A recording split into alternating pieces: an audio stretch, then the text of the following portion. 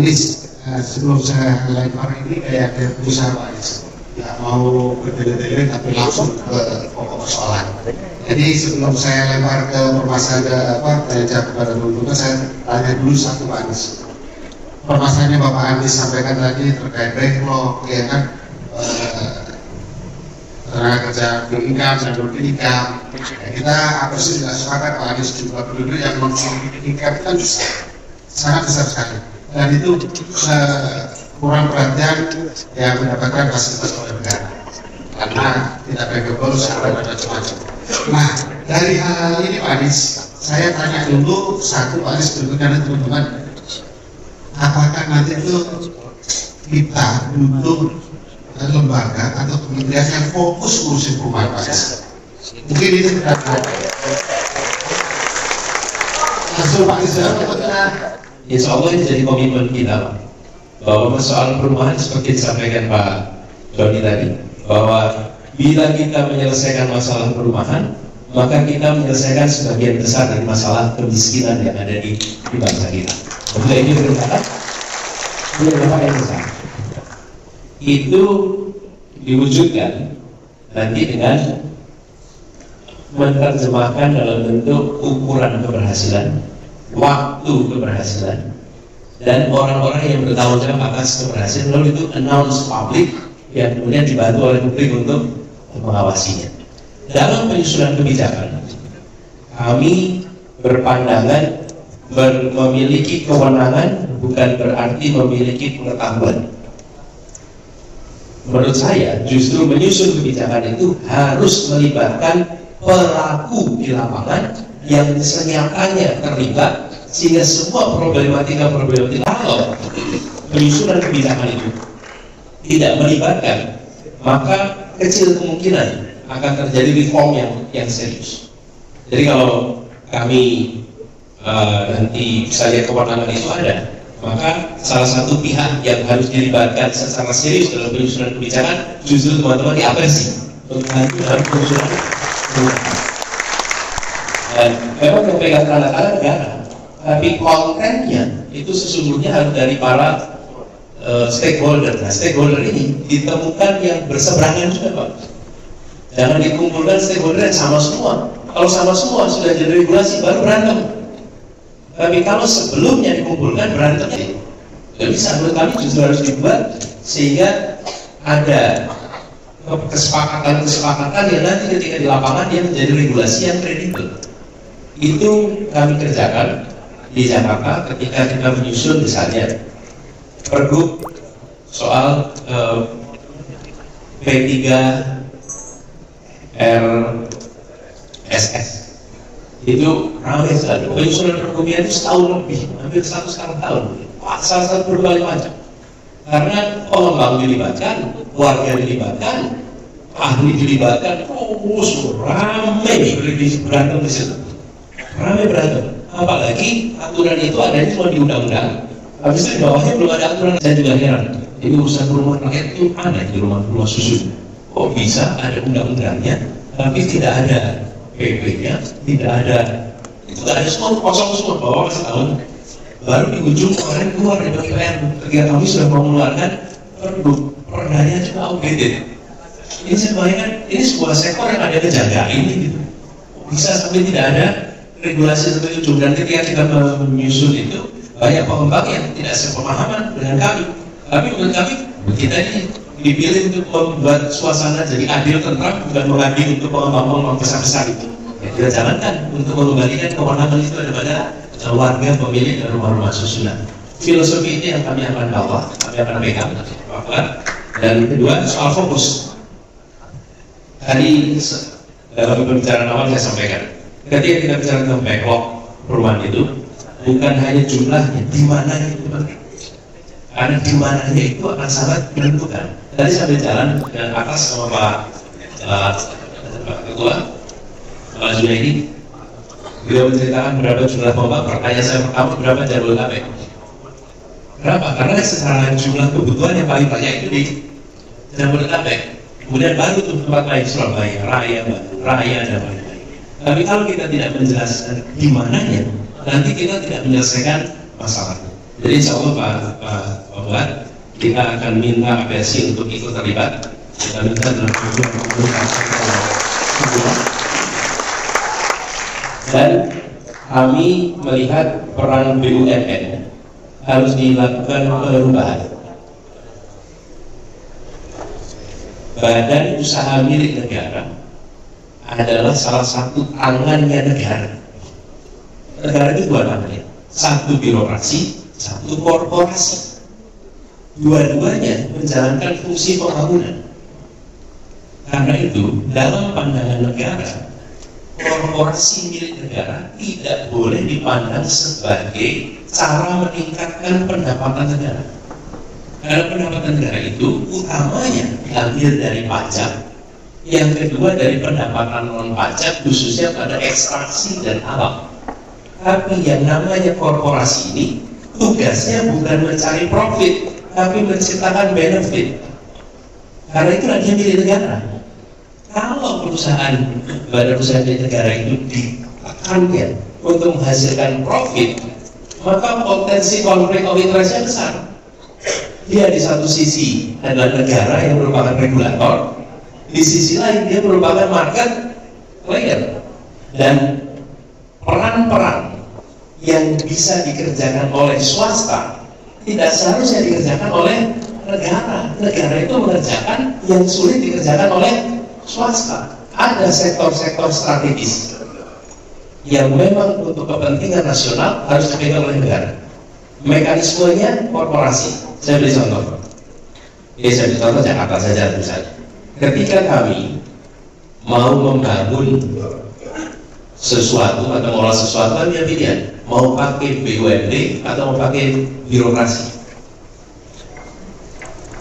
Saya membangun transportasi umum, bisa dinas perhubungan yang membangun, tapi bisa juga kami pakai BUMD, PT. Kami putuskan pakainya PT, perusahaan. Kenapa? Karena dengan menggunakan mekanisme korporasi, dia bisa berinteraksi, bertransaksi dengan fleksibilitasnya korporasi. Tapi tujuannya tetap tujuan development. Orientasinya bukan mencari untung, tapi memberikan manfaat. Kalau ini dihitung pakai untung rugi, barangkali perusahaan transportasi umum itu tidak untung. Tapi apa yang terjadi? Lebih banyak orang yang kendaraan umum, kemacetan bisa berkurang, polusi bisa berkurang. Itu benefit. Negara memikirkan benefit. Kami melihat di dalam konteks ini, penyelenggara, penyedia KPR banyak dimainkan oleh bank-bank milik negara. Bank-bank negaranya untung sekali, luar biasa. Lah kok backlognya masih 12,7 juta. Sementara akses KPR-nya masih sulit, mereka informal sulit, mereka kerja independen sulit. Nah, kalau penyelenggaranya negara, harusnya negara memberikan fleksibilitas sehingga siapa saja bisa mengakses. Kalau ini adalah banknya itu bank swasta, lain cerita. Jadi kalau bank negara itu tujuannya apa? KPI-nya itu adalah bukan untung apa tidak. KPI-nya orang-orang yang membutuhkan KPR dan mengakses bank milik negara dan mereka mendapatkan kemudahan untuk dapat akses. Maka harusnya ideologi itu tanyakan kepada perbankan, apakah perbankan ini sudah membesarkan yang kecil? Belum. Kalau belum, koreksi. Tapi kalau tidak ada pegangan itu Pak, dia jangan sendiri dan rasanya yang penting nanti laporan akhir tahunnya keuntungannya meningkat dari KPR. Nah ini antrian yang mengalami kesulitan, apa solusinya? Kami mengalami di Jakarta kemarin, ketika yang mau ikut program-program kita itu kesulitan sekali.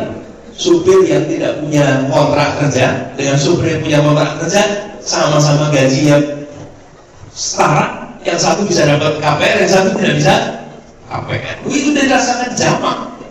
Ini yang harus diubah. Jadi saya sependapat soal fokus itu bukan hanya soal policy perumahan persik, tapi menurut kami BUMN harus menjadi garda terdepan yang memberikan kemudahan untuk KPR itu ya. Terakhir, apakah perlu kementerian perumahan? Jadi kami melihat Pak, ada satu urusan besar yang sesungguhnya memerlukan badan atau kementerian khusus. Kita belum sampai pada fase kesimpulan apakah ini badan, apakah ini kementerian. Apa itu? perkotaan. Harusnya perumahan itu bagian dari permasalahan perkotaan, bukan bagian dari sekedar pekerjaan umum. Dari perumahan dan perkotaan itu sebagai satu isu, satu kesatuan. Nah, kami melihat perkotaan hari ini perlu ditangani khusus oleh negara. Iya sekalian. Hari ini 56% penduduk Indonesia di perkotaan. 10 tahun lagi diperkirakan 66%. Tahun 2045, terutama kita nanti 2033, 2045, 12 tahun berikutnya, itu akan terjadi 75% dari penduduk Indonesia berada di perkotaan. Kami, pemerintah negara di Indonesia, belum memiliki kementerian, badan yang khusus mengurusi perkotaan. Bagaimana kota itu harusnya dikembangkan, bagaimana transportasi perkotaan itu dikembangkan, bagaimana sistem pengelolaan limbah perkotaan itu diatur, bagaimana energi perumahan itu diatur, bagaimana distribusi energi di rumah di perkotaan diatur. Begitu banyak aspek perkotaan yang hari ini wali kota se-Indonesia itu tidak punya guideline. Hanya jawab itu wali kota tanya, Pak, bagaimana membangun kota ini? Bingung Pak, nggak punya guideline. Mana dari pusat? Tidak ada. Kalau Kementerian Desa malah ada.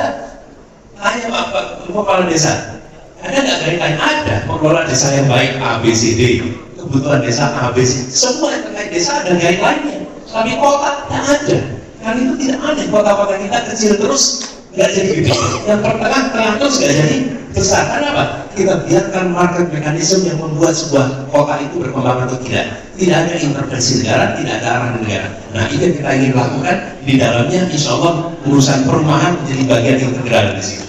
Jadi perumahan sebagai bagian dari masalah umumnya di perkotaan. Jadi kemungkinan Pak, ini perumahan bicara perkotaan dan perumahan rakyat. Karena itulah yang menjadi satu kesatuan perumahan rakyat dan perkotaan. Tapi kami setuju bahwa ketika tidak diberikan tempat khusus, mungkin seperti sekarang. Kalau saya boleh tahu Pak Jadi, di antara anggaran PUPR itu berapa persen PU-nya, berapa persen PR-nya? Dan berapa? Saya nggak tahu. Berapa persen? 5% PR.